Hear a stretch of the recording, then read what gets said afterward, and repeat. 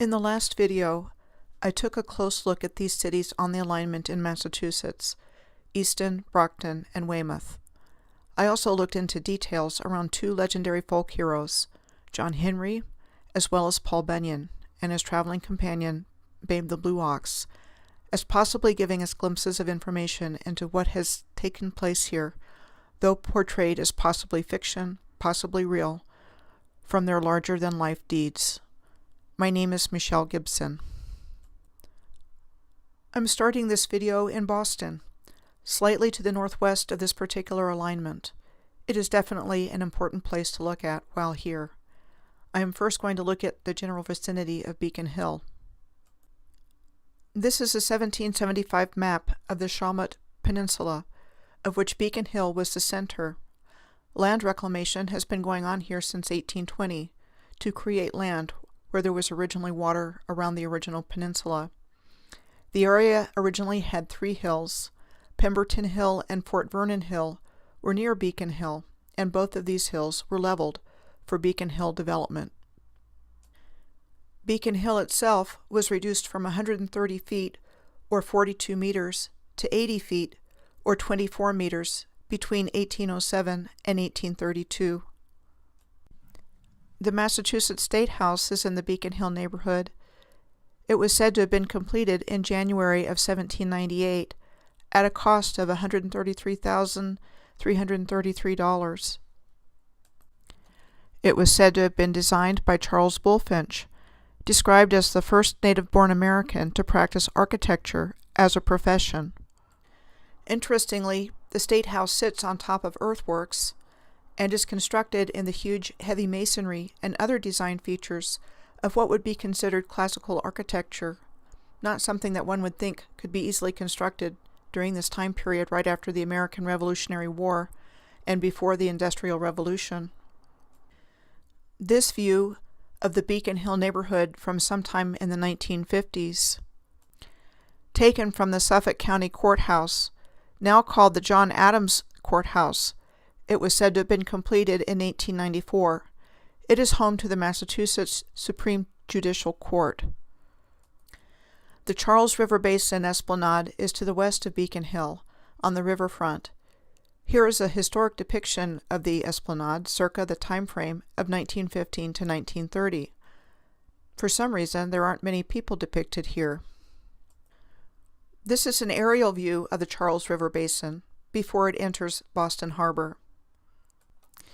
This is a close-up of the Longfellow Bridge, seen in the aerial view in the middle of the Charles River Basin, with its interesting masonry and towers.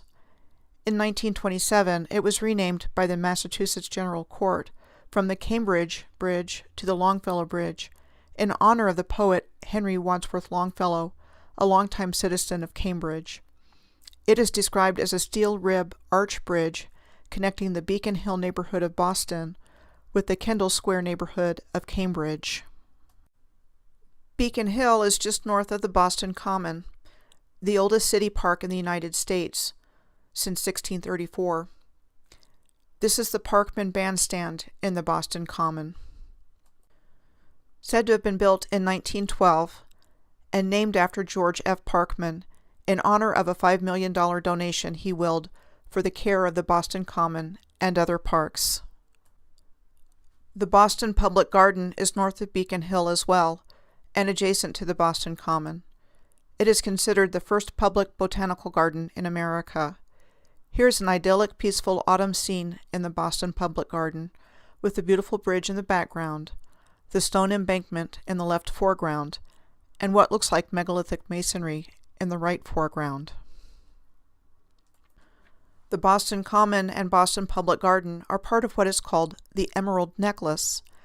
This is a system of parks said to have been designed by Frederick Law Olmsted in the 1870s to connect the Boston Common to Franklin Park. Copley Square is a public square in the Back Bay neighborhood of Boston, and named for the painter John Singleton Copley.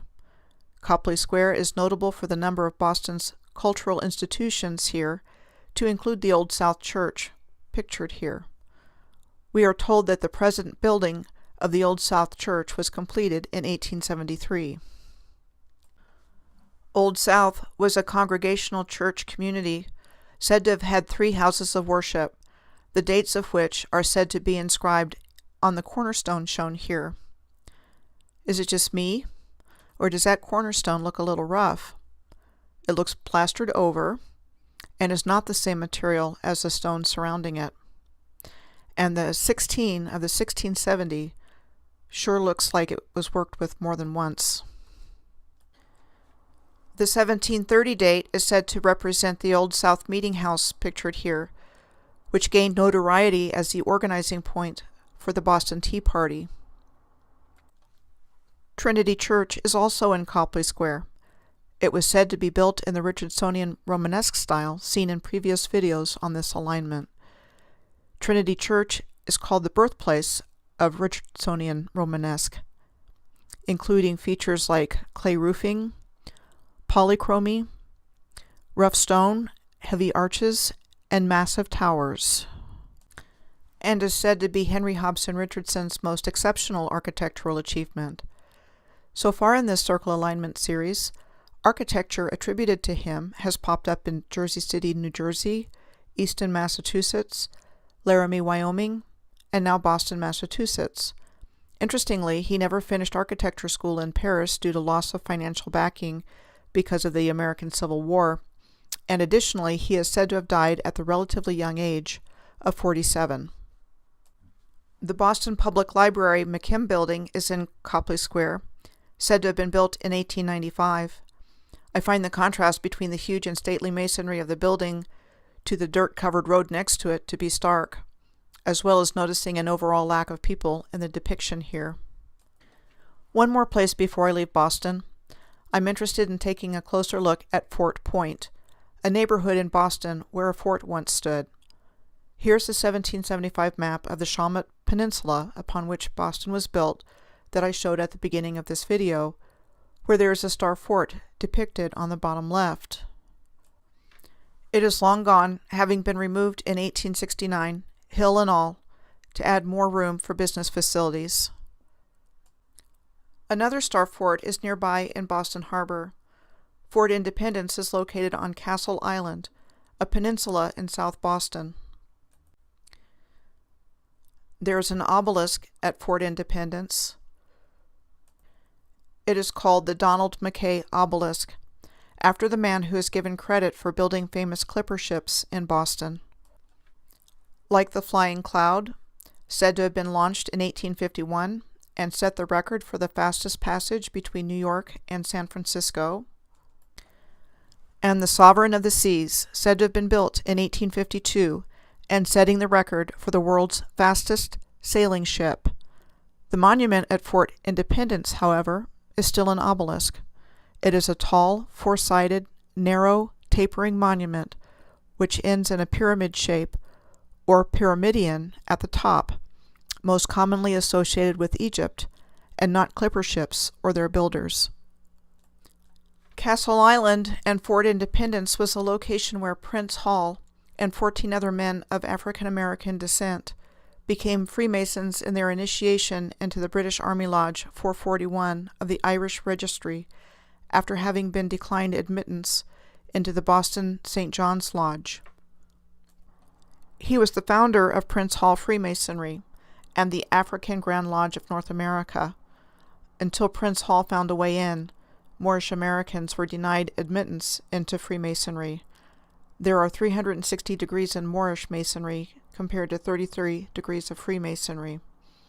Masonry is based on Moorish science, which also includes the study of natural and spiritual laws, esoteric symbolism, natal and judicial astrology, and zodiac masonry.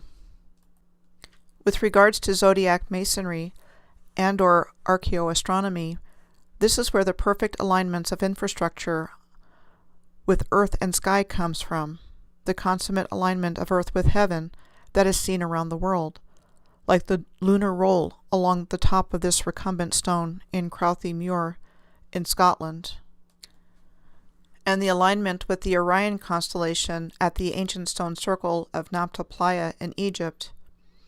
These guys knew exactly what they were doing. Back to Fort Point, This is an historic photo of the Fort Point neighborhood, circa 1930. And here's a picture of Fort Point today, with the heavy masonry banks of the Fort Point Channel clearly visible in the foreground. Next, I'm getting back on the alignment from where I left off at Weymouth, which is located southeast of Boston, and tracking it to the Hingham, Massachusetts area. There are two places I would like to look at near Hingham.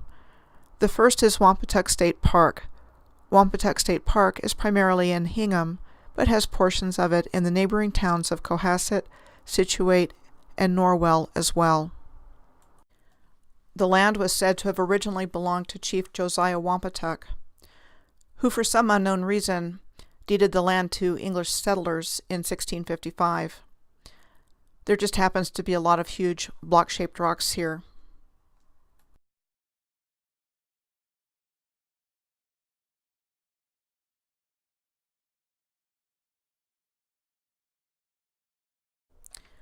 The park was said to have been built on the Naval Ammunition Depot Annex, which was in operation from 1941 to 1965, and has over 100 decommissioned military bunkers.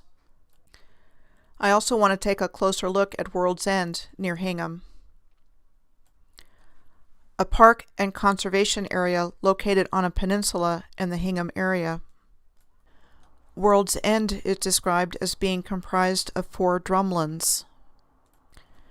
This is an example of a drumlin, said to have been derived from the Gaelic word druam, meaning mound or rounded hill. In spite of the artificially made-looking appearance of drumlins, we are told they were formed by the streamlined movement of glacial ice sheets across rock debris. Here is another land feature on the top left at World's End in Hingham, compared with one at the Alto do Chao beach near Santarém, Brazil on the top right, and another on Attu Island in the Near Island group at the far western end of the Aleutian Islands on the bottom. I don't see these as having formed naturally. I see them as man-made, and the civilization that made them the same worldwide. Here's another example of a similar-looking land feature occurring in 2 very different places. On the left is Cape Blossom on Wrangel Island in the East Siberian Sea, off the far northern coast of Siberia, and on the right is the Chesil Beach Causeway on Portland Island, off the southern coast of England. I'm going to exit Massachusetts on the alignment on the coast at Scituate, Massachusetts. There must be some connection with the name Scituate here and the Scituate Reservoir I looked at back in Rhode Island, but I'm not sure what the direct connection is. Presumably it has something to do with the people who lived here. First, here's the Lawson Tower in Scituate, which holds the distinction of being the most ostentatious water tower ever created. It was said to have been built in 1902 to enclose a steel water tank. Then there is Egypt Beach, which I found looking at tide station locations doing research for this video. Egypt Beach is described as rocky and exposed.